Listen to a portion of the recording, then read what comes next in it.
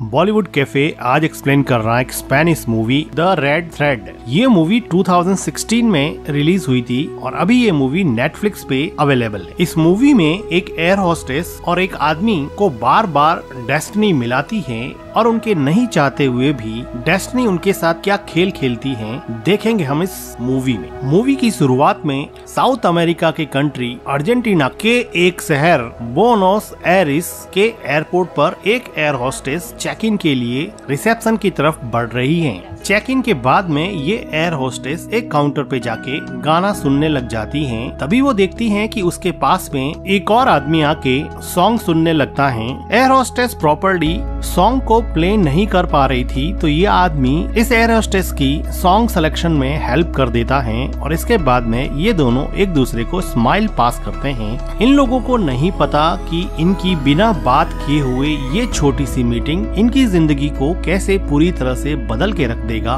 The red thread जो इस movie का नाम है और एक चाइनीज प्रोवर्ब है जो ये कहती है कि irrespective of your place and time, आप कहीं पर भी पैदा हो या फिर कहीं पर भी रहे, किस्मत की डोर आपको अगर मिलाने में लग जाए तो फिर उसको कोई भी नहीं रोक सकता। इस डोर को या तो आप छोटा कर सकते हो या फिर इसको लंबा कर सकते हो, आप इसको कभी भी तोड़ नहीं सकते। डेस्टिनी अगर आपको मिलाने पे उतारू हो जाए तो दुनिया की कोई भी ताकत आपको मिलने से नहीं रोक सकती। और इसी प्रोवर्ब को प्रूव करता मूवी का अगला सीन है जिसमें ये आदमी जिसका नाम मैनुअल होता है, तो वहाँ पर वो एयर होस्टेस जिसका नाम एब्रिल होता है, वो एक माइनर बॉय को अपने साथ में लाती है और मैनुअल को कहती है कि ये सीट इसकी है, लेकिन वो लड़का कहता है कि मैं विंडो सीट प्रेफर करता हूँ।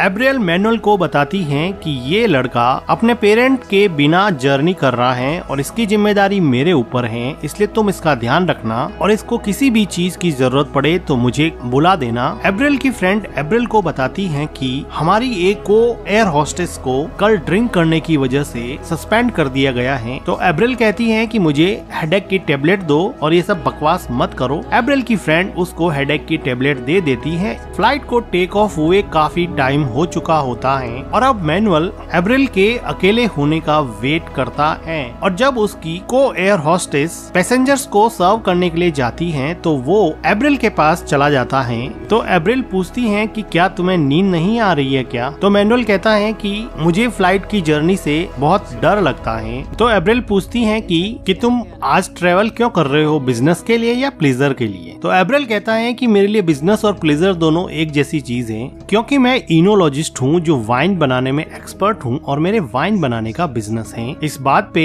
एब्रिल थोड़ी मुस्कुरा देती हैं और वो देखती हैं कि उसके पास में ही उसकी को एयर होस्टेस अपने किसी फ्रेंड के साथ रोमांटिक हो रही थी, जिसको देखकर ये दोनों एक दूसरे के सामने स्माइल पास करते हैं। ये दोनों मिलके कुछ देर और बातें करते हैं, तभी फ्लाइट में एक जर्क आता है। तो मैनुअल पूछता है कि क्या ये नॉर्मल है? तो एब्रिल कहती है कि ये बिल्कुल नॉर्मल है, फ्लाइट में ऐसा होता रहता है। तो मैनुअल एब्रिल को इशारे में कहता है कि क्या हम दोनों किस करे तो वो भी नॉर्मल होगा क्या? तभी वो एयर होस्टेस जो अंदर अपने फ्रेंड के साथ रोमांटिक हो रही थी वो बाहर आ जाती है। तो फिर मैनुअल वहाँ से चला जाता है और एब्रिल भी अपनी जगह पे बैठ जाती है। थोड़ी देर बाद में मैनुअल फिर देखता है कि वो दूसरी एयर होस्टेस पैसेंजर्स को सर्व करने के लिए चली गई है। तो वो फिर से एब्रिल के पास जाता है। तो एब्रिल कहती है कि यहाँ पे बार बार मत आओ, कोई तुम्हें देख लेगा और मुझे काम भी करना है। तो मैनुअल उसको पूछता है कि तुम्हारी बॉडी पे ये टैटूज कैसे हैं? तो एब्रिल अपनी बॉडी पे बने हुए टैटूज मैनुअल को दिखाती हैं। एक टैटू को दिखाते हुए वो कहती हैं कि ये मेरे एक्स बॉयफ्रेंड की निशानी है।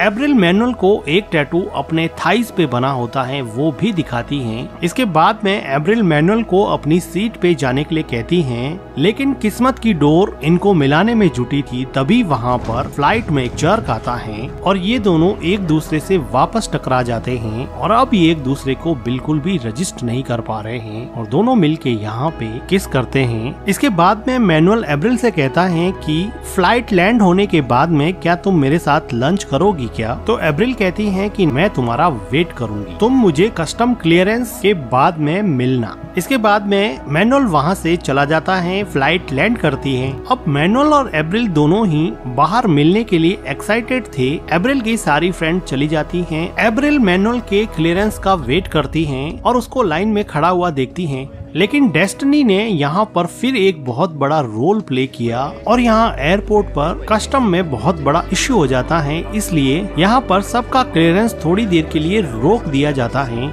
और सिक्योरिटी सभी पैसेंजर्स को वेट करने के लिए कहती हैं और किसी को भी क्लियर नहीं करती हैं, जिसकी वजह से अब एब्रिल मैनुअल का वेट करती ही रह जाती हैं और ये दोनों यहाँ पे नहीं मिल पाते। इन लोगों ने किसी भी तरह का फोन नंबर, ईमेल आईडी या कोई भी कांटेक्ट नहीं लिया था, जिसकी वजह से ये एक दूसरे को कांटेक्ट नहीं कर पाते हैं और देखते ही देखते 7 साल बीत जाते हैं। अब एब्रिल की शादी हो चुकी होती है। उसका हस्बैंड ब्रूनो जो एक म्यूजिकल रॉक स्टार है और इस हैप्पी कपल का एक 3 साल का बेटा है फेलिक्स। एब्रिल अब मैनुअल को पूरी तरह से भूल चुकी है। वो अपने बेटे और अपने हस्बैंड ब्रूनो के साथ बहुत खुश हैं। दूसरी तरफ मैनुअल की भी शादी हो चुकी है। उसकी वाइफ लॉरा एक फेमस प्रोफेशनल फोटोग्राफर है और इस हैप्पी कपल की भी एक डॉटर है। मैनुअल की वाइफ लॉरा मैनुअल को हद से ज्यादा प्यार करती हैं। ठीक उसी तरह एब्रिल का हस्बैंड भी एब्रिल को बहुत प्यार करता है और एब्रिल का हस्बैंड ब्रूनो भी एक रॉक स्टार होता है, इसलिए ब्रूनो को भी काफी जर्नी करनी पड़ती थी। इसलिए ब्रूनो और एब्रिल अक्सर अलग अलग फ्लाइट्स में ही घुमा करते थे। आज ये दोनों मिलके फिर अलग अलग फ्लाइट्स ले रहे हैं। एब्रिल और ब्रूनो दोनों एक दूसरे से अलग नहीं होना चाहते हैं, लेकिन इनको काम की वजह से अलग अलग निकलना ही पड़ेगा और वो कोलंबिया के एक शहर कार्टाजीना के लिए निकल जाती हैं। लेकिन किस्मत का धागा एब्रिल को आखिर तो मैनुअल से बांधना चाहता था, तो इधर मैनुअल भी कोलंबिया के इसी शहर में आने के लिए रवाना हो रहा था। कोलंबिया में लैंड होने के बाद में एब्रिल और एब्रिल की फ्रेंड उसके कैप्टन के साथ होटल में अपनी बुकिंग करवा रहे थे। तभी वो देखती है कि उसी होटल में रिसेप्शन पर मैनुअल भी बुकिंग करवाने आया हुआ है और किस्मत की डोर ने इनको फिर एक बार 7 साल बाद में आमने सामने लाके खड़ा कर दिया। एब्रिल मैनुअल से बिना बात किए हुई वहाँ से जाने लगती है, तो मैनुअल उसके पीछे जाके एब्रिल से बात करता है और कहता है कि भूल गई क्या। लेकिन एब्रिल कहती है कि जानती हूँ तुम इनोलॉजिस्ट हो ना, जो वाइन का बिजनेस करते हो, मुझे पूरी तरह से याद है। फिर एब्रिल वहाँ से जाने लगती है तो मैनुअल कहता है कि तुम ऐसे नहीं जा सकती हो, हमने एक दूसरे को बहुत ढूंढा था लेकिन हम एक दूसरे को मिल नहीं पाए, कम से कम अब ऊपर रूफटॉप रेस्टोरेंट पे चल के मेरे साथ लंच तो करना बनता ही है। इंसिस्ट करने पर एब्रिल एग्री हो जाती है और मैनुअल के साथ रूफटॉप रेस्टोरेंट में लंच करने के लिए ऊपर चले जाते हैं। एब्रिल कहती है कि मैं एयरपोर्ट पर 5 घंटे तक वेट करती रही लेकिन तुम नहीं आए, तो मैनुअल कहता है कि मेरा उस शाम को कस्टम क्लियरेंस हुआ ही नहीं था, इसलिए मैं एयरपोर्ट से बाहर ही नहीं आ पाया। फिर ये दोनों एक टेबल पर जाते हैं और लंच का ऑर्डर करते हैं। अब एब्रिल अपने हस्बैंड और अपने बेटे से बात करना चाहती है, तो वो देखती हैं कि यहाँ पर मोबाइल का नेटवर्क प्रॉपर नहीं आता है। एब्रिल फिर अपने हस्बैंड ब्रूनो और अपने सन फेलिक्स की फोटो मैनुअल को दिखाती है और मैनुअल भी अपनी वाइफ और अपनी डॉटर की फोटो एब्रिल को दिखाता है और वो कहती है कि आखिर तुम्हें तुम्हारा प्यार मिल ही गया। तो मैनुअल कहता है कि ये प्यार हम दोनों के बीच में भी हो सकता था, क्या तुम इसके बारे में नहीं सोचती हो? तो एब्रिल कहती है कि नहीं, जो चीजें नहीं हुई हैं उनके बारे में मैं कभी नहीं सोचती। मैनुअल कहता है कि मुझे विश्वास नहीं होता है कि मुझे उस टाइम तुमसे प्यार हो गया था। तो एब्रिल कहती है कि सिर्फ एक किस करने से तुम्हें प्यार कैसे हो गया, और वो कहती है कि अब मुझे जाना पड़ेगा, मेरे कैप्टन फ्रेंड की बर्थडे पार्टी है और मुझे पार्टी के लिए तैयार होना है। और एब्रिल थैंक यू कह के वहाँ से निकल जाती है।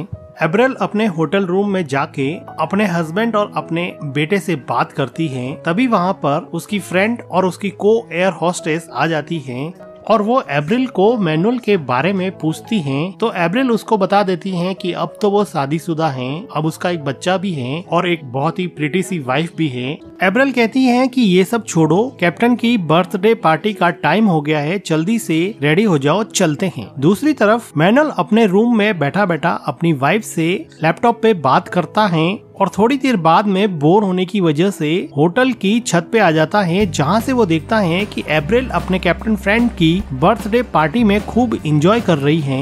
एब्रिल जब मैनुअल को बाहर खड़ा देखती है तो वो उसको अंदर बुला लेती है और यहाँ पे डीजे कह रहा होता है कि सब अपना अपना पार्टनर चॉइस कर लो, सबको यहाँ पे कपल डांस करना है। तो एब्रिल मैनुअल को हाथ पकड़ के डांस फ्लोर पे ले जाती है और वो उसके साथ डांस करने लगती हैं। ये किस्मत की डोर ही थी जो इनको बार बार दूर जाने के बाद में भी करीब लाए जा रही थी। This is the invisible thread of destiny which connect the people. Universe की सीयर रैंडमनेस के बावजूद भी आपका किसी खास आदमी से बार बार मिलना डेस्टिनी ही कहा जाएगा। यही तो इस मूवी का नाम है, द रेड थ्रेड। वो थ्रेड जो हमें एक दूसरे से बांधे रखता है, एक दूसरे की तरफ खींचता है, एक दूसरे से दूर भी ले जाता है, लेकिन ये डोर कभी टूटती नहीं है। कभी न कभी कहीं न कहीं जिनको मिलना होता है वो मिल ही जाते हैं। ठीक ऐसा ही एप्रिल और मैनुअल के साथ हो रहा था। डांस करने के बाद में ये दोनों होटल की छत पे चले जाते हैं और थोड़ी बातें करते हैं। तो मैनुअल एप्रिल को कहता है कि कल साइट सीइंग करने चलेंगे क्या, लेकिन एप्रिल बिना कोई जवाब दिए मैनुअल को बाय कह के जाने लगती है। जाने से पहले वो मैनुअल को गाल पे किस करती हैं, तो मैनुअल उसको वापस से किस करने लगता है, तो वो दोनों कुछ ज्यादा क्लोज हो जाते हैं और एक दूसरे को किस करने लग जाते हैं। लेकिन जल्दी ही एप्रिल पीछे हट जाती है। नेक्स्ट डे मॉर्निंग में उठकर एप्रिल अपने हस्बैंड ब्रूनो और अपने सन फेलिक्स से वेबकैम पे बात करती है, लेकिन यहाँ पे नेटवर्क कनेक्टिविटी का थोड़ा इश्यू था, इसलिए अब एप्रिल अपने हस्बैंड से बात नहीं कर पा रही है। तो एप्रिल ने सोचा कि अब होटल में बोर होने और टीवी देखने से तो अच्छा है कि बाहर कहीं घूम के आया जाए, और वो कंफर्टेबल क्लोथ्स में अपने रूम से बाहर निकल जाती हैं। वो अपनी फ्रेंड को साथ में ले जाना चाहती हैं, लेकिन वो देखती हैं कि उसकी फ्रेंड कैप्टन के साथ रोमांस कर रही है, तो खुशी खुशी वो उन दोनों को अकेला छोड़ के खुद अकेली ही साइट सीइंग के लिए निकल जाती है। जाते समय एप्रिल देखती है कि मैनुअल अपनी वाइन की बोतल को एग्जीक्यूटिव्स को प्रेजेंट करने की कोशिश कर रहा है। मैनुअल एप्रिल के पास आके पूछता है कि क्या मैं तुम्हारी कोई हेल्प कर सकता हूँ क्या। तो एप्रिल कहती है कि मुझे आर्ट फेयर में जाना है, लेकिन मैं मैप रीडिंग में इतनी अच्छी नहीं हूँ, मुझे नहीं पता कैसे जाऊँ। तो मैनुअल कहता है कि तुम मेरे साथ चलो, मैं तुम्हें ले चलता हूँ। तो एप्रिल कहती है कि नहीं, मैं अकेली ही जाऊंगी। तो फिर मैनुअल अकेला ही साइट सीइंग के लिए जाने लगता है, जिसको देख के एप्रिल काफी इम्प्रेस होती है कि उसने किसी भी चीज के लिए उसको फोर्स नहीं किया, और अब एप्रिल भी मैनुअल के साथ साइट सीइंग के लिए चली जाती है। ये दोनों मिलके काफी साइट सीइंग करते हैं, एक आर्ट फेयर में जाते हैं जहाँ से ये लोग बहुत सारी चीजें खरीदते हैं। मैनुअल यहाँ से एक आर्ट रिंग बाय करता है जो वो एप्रिल को देना चाहता है। यहाँ पर काफी देर घूमने के बाद में ये दोनों एक जगह दीवार पे जाके बैठ जाते हैं और बातें करने लगते हैं। यहाँ पे एप्रिल मैनुअल को कहती है कि यहाँ पे कितना फ्री फील होता है, यहाँ पे कितना लिबरेटिंग फील होता है, और एप्रिल उठ के मैनुअल को किस करने लग जाती है। और तभी यहाँ पे बारिश होने लग जाती है और ये दोनों उठ के एक टनल में चले जाते हैं, लेकिन एप्रिल अपने आप को रोकना नहीं चाहती थी। वो टनल के फिर बाहर चली जाती हैं और वो बारिश को अब एंजॉय करने लगती हैं। द रेड थ्रेड, किस्मत की वो डोर जो इनको पहली बार एयरपोर्ट पर मिलवाने के बाद में काफी खिंच गई थी, अब वो डोर वापस से कॉन्ट्रैक्ट हो गई है और इन दोनों को बेहद करीब ले आई है। लाइफ में बारिश कोई प्लान नहीं कर सकता, सेरेंडिपिटीज कोई प्लान नहीं कर सकता, रैंडमनेस और चांसेस कोई प्लान नहीं कर सकता। ये सब डेस्टिनी है, और इसी डेस्टिनी के चलते एप्रिल और मैनुअल एक दूसरे के साथ यहाँ पे इंटीमेट होने लग जाते हैं। नेक्स्ट डे मॉर्निंग में मैनुअल एप्रिल को वही रिंग गिफ्ट करता है जो वो आर्ट फेयर से कल लेके आया था। थोड़ी देर बाद में मैनुअल की वाइफ का फोन आता है, तो एप्रिल बड़े ध्यान से सुनती है। वो सुनती है कि मैनुअल ये कह रहा है कि मैं मीटिंग में बिजी हूँ, मुझे 1-2 दिन और लग जाएंगे, और वो अपनी वाइफ से झूठ बोल रहा होता है, जिसकी वजह से एप्रिल को ऐसा लगा कि वो भी तो ऐसा ही कर रही है और उसको थोड़ा गिल्टी फील होने लगता है। मैनुअल एप्रिल को पूछता है कि क्या हुआ, तुम इतनी अपसेट क्यों हो, मेरी वाइफ का कॉल आंसर किया इसलिए तुम अपसेट हो क्या। तो एप्रिल कहती है कि नहीं, मुझे अच्छा नहीं लग रहा कि तुम किसी और के साथ हो। तो मैनुअल कहता है कि वो तो तुम भी हो ना, तुम्हारा भी तो एक हस्बैंड है ना। तो एप्रिल कहती है कि यही तो प्रॉब्लम है, हम दोनों प्यार सच में किसी और से करते हैं और मुझे नहीं पता कि मैं यहाँ पे क्या कर रही हूँ। तो मैनुअल कहता है कि हमारा फ्यूचर है, हमारा चांस है। तो एप्रिल कहती है कि कोई चांस नहीं है, एक ही टाइम में 2 आदमियों को प्यार में नहीं कर सकती, और इसमें तुम भी कुछ नहीं कर सकते और मैं भी कुछ नहीं कर सकती। और वो अपसेट होके रोते रोते वहाँ से चली जाती है। रोते हुए एप्रिल अपने घर की तरफ निकल जाती है और मैनुअल भी अपने घर की तरफ उदास मन से चला जाता है। काफी दिन बीत जाते हैं।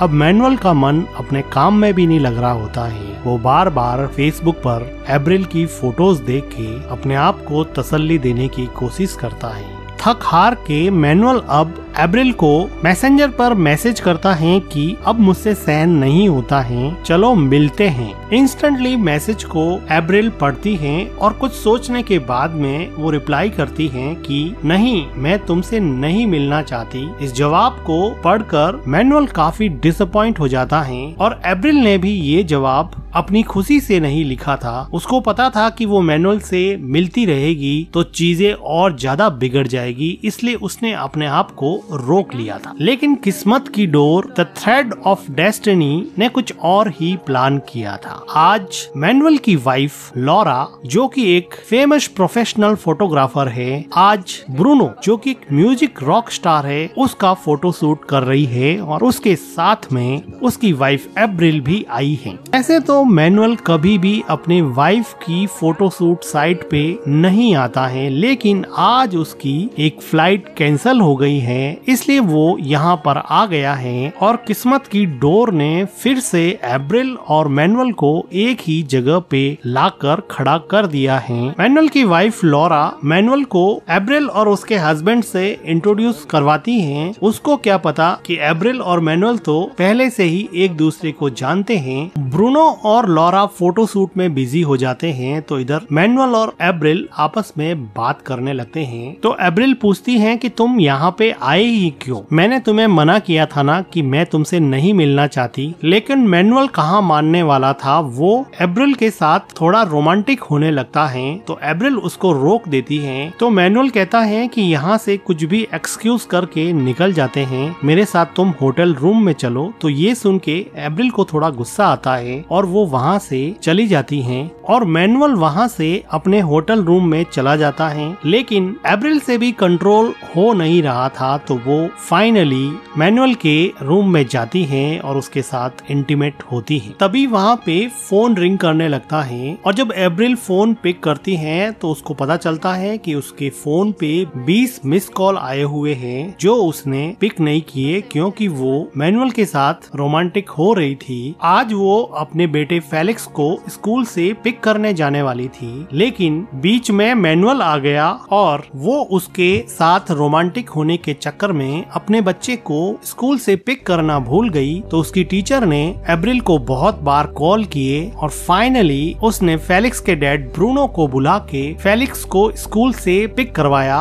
अब एप्रिल इस बात से बहुत डर जाती है कि वो मैनुअल के साथ रोमांटिक होने के चक्कर में किस तरह अपनी फैमिली को खतरे में डाल रही है। अब एप्रिल रोते हुए अपने घर पे जाती है और घर पर जाकर एप्रिल अपने बेटे फेलिक्स को देखती है कि वो सो रहा है। तो अब एप्रिल को अपनी गलती का एहसास हुआ। दूसरी तरफ मैनुअल की वाइफ लॉरा फोटोशूट साइट पे उसके द्वारा ली हुई मैनुअल और एप्रिल की कुछ फोटो वो मैनुअल को बताती है और एक स्पेसिफिक फोटो को जूम करके दिखाती हैं जिसमें मैनुअल काफी इंटेंस होके एप्रिल की तरफ देख रहा था। अब लॉरा एक प्रोफेशनल फोटोग्राफर थी, वो किसी की भी फेस रीडिंग कर सकती थी, वो चेहरे पे आए इमोशंस को इजीली पढ़ लेती और उसको अब पता चल गया कि एप्रिल और मैनुअल के बीच में अफेयर चल रहा है। तो वो लॉरा को कहता है कि मैं तुम्हें ये सब बताने ही वाला था। तो लॉरा कहती है कि क्या मतलब है बताने ही वाला था? मतलब तुम किसी से भी मिले, तुम्हें प्यार हो गया, तुम उसके प्यार में पड़ गए और मेरा टाइम खत्म? तो मैनुअल कहता है कि देखो ऐसी चीजें कभी कभी हो जाती हैं, these things happen। तो लॉरा कहती है कि मेरे साथ तो नहीं होती, ऐसी चीजें तुम्हारे साथ ही क्यों होती है? मुझसे ज्यादा प्यार करने वाली औरत तुम्हें जिंदगी में कभी नहीं मिलेगी और वो वहाँ से चली जाती है। दूसरी तरफ एप्रिल भी अपने घर में बहुत दुखी होती है, ना तो वो मैनुअल के साथ ओपनली रह सकती है और ना ही क्लियरली अपने हस्बैंड को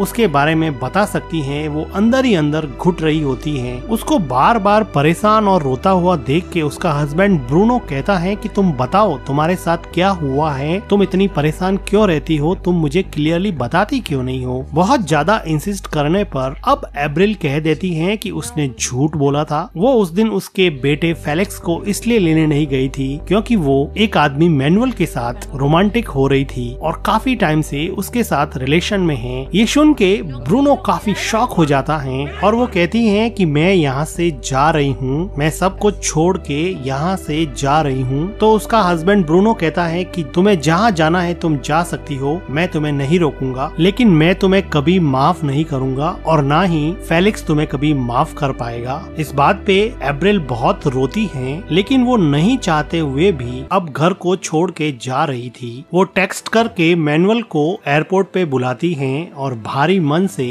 अपने हस्बैंड की तरफ देखते हुए टैक्सी में बैठ जाती हैं और हमेशा हमेशा के लिए मैनुअल के साथ रहने के लिए निकल पड़ती हैं। लेकिन डेस्टिनी को कुछ और ही मंजूर था। अब मैनुअल एयरपोर्ट पे पहुंच चुका है और भारी मन से रोते हुए एप्रिल भी एयरपोर्ट पर पहुंच गई है। एप्रिल कार में बैठी बैठी मैनुअल को देख के बहुत रोती है। उसको समझ में नहीं आ रहा कि वो क्या करे। वो अपने हस्बैंड और बेटे को छोड़ के आई है और मैनुअल के साथ नई जिंदगी शुरू करना चाहती है। ये वही सपना है जो उसने कई सालों पहले अपने हस्बैंड के साथ भी देखा था। अब वो एक नई खुशी की तलाश में अपनी सारी दुनिया छोड़ के निकल पड़ी है। भारी मन से हिम्मत बटोर कर एप्रिल मैनुअल को मैसेज करती है कि मैं आज तुमसे नहीं मिल सकती।